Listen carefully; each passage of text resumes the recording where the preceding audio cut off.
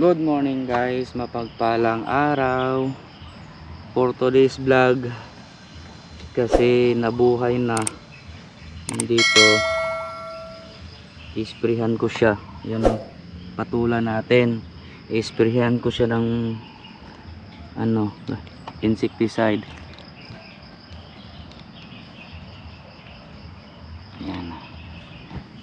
Yan para habang maaga pa hindi na makalapit ang mga uod, para maagapan agad. Kasi sinisimulan na naman niya pagkain, no? Dito kasi matamis yan pag yung bagong sibol, napakatamis sa kanila yan, kaya maaga pa lang na natin ng harangan.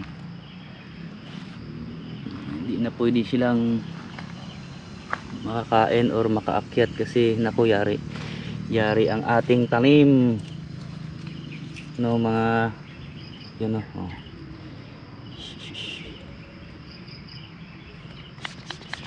Kailangan isprehan para hindi sayang yung hirap. Ayun din dito, yun ito. Ayun.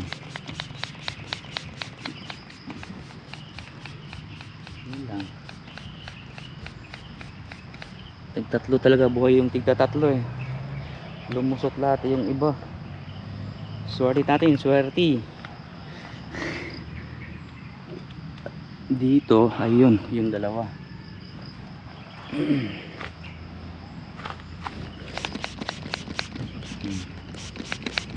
Diba? Ano lang yan pag insecticide, pag mga ganyang bagong sibol. Okay.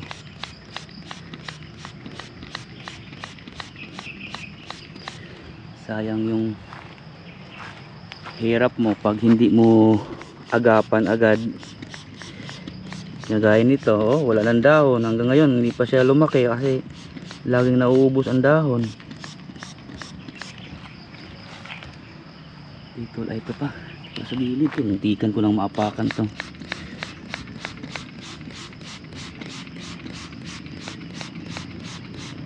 Lagyan ko pala yan ng kahoy mamaya. Ito, oh, ayun, dito.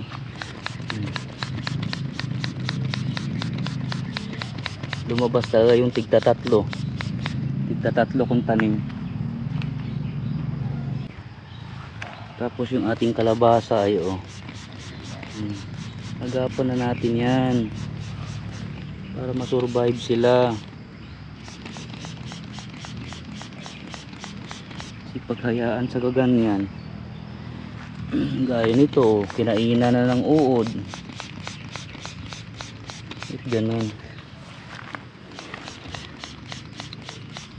yung mga uod talaga, walang magagawa sa buhay. Puro panira, lahat sinisira. Ang dami-dami naman ng pwede nilang makain, ang dami namang pwede nilang kainin. Bakit dito pa talaga kung saan ang tanim mo? Ayos nako, uod talaga, talagang uod.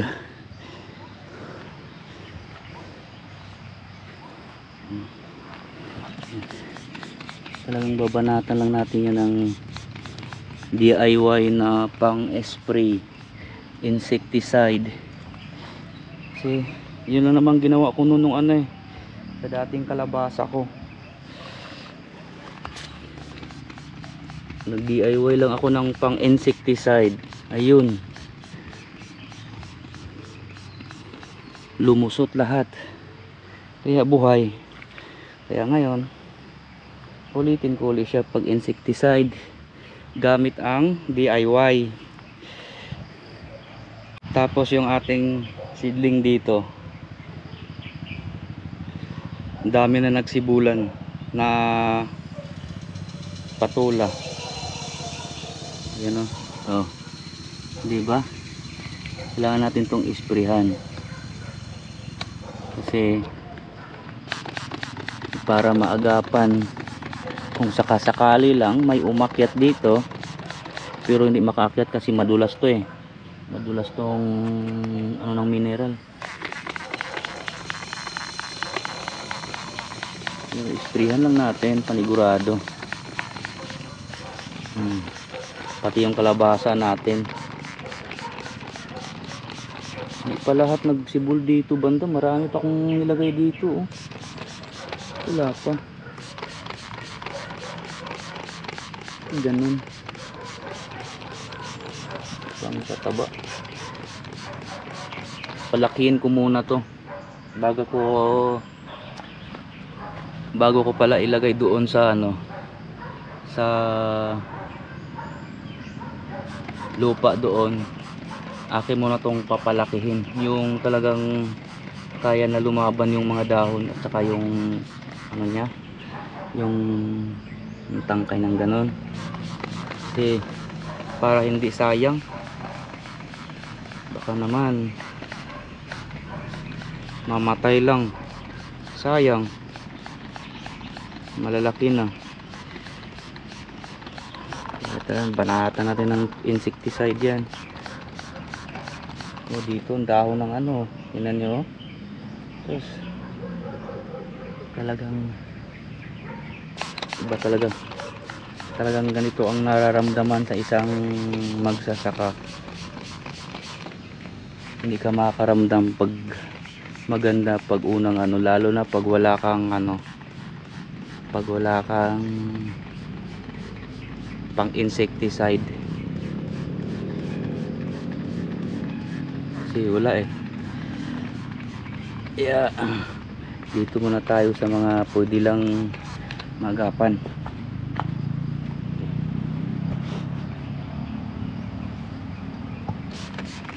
Kasi wala pa kasi tayo ngayon kaya dito muna tayo sa pwede mag insecticide. Gumaganda na ako sa kalabasa. Ang kalabasa grabe ang tataba nila ang gaganda tingnan. Tapos tong mga patula natin pag nagsibulan ang ganda tingnan. Puno yan, dami kong nilagay dyan. Yan mga gato. Yan, puno yan. Buhay yan sila lahat, sigurado. Alam ko dito hindi na yan makakaakyat, mga ganito hindi na yan. Ito nga survival nilagay ko lang dyan sa lahat ng itinanim ko rito. Ito lang nag-survive na siling kulikot.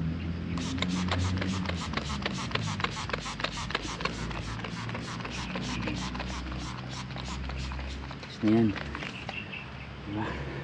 Yung dito banda wala pa wala pa siya nagsibol. Wala pa nga wala pang nabuhay. Baka sa sunod na mga araw pa ito basa pa naman ang lupa. Ayun, wala pa nga nagsibol dito. Mas nauna kasi yung nilagay ko sa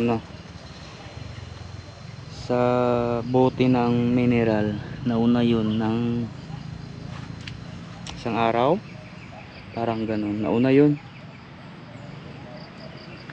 Halos magkasabay sila dito, yung sa mineral magkasabay. Yan dyan kasi lahat buhay na Tapos dito pa rin wala pa. Sunod na araw pa ito. Hintayin na lang natin yan. Hintayin natin guys, magsibulan din yan.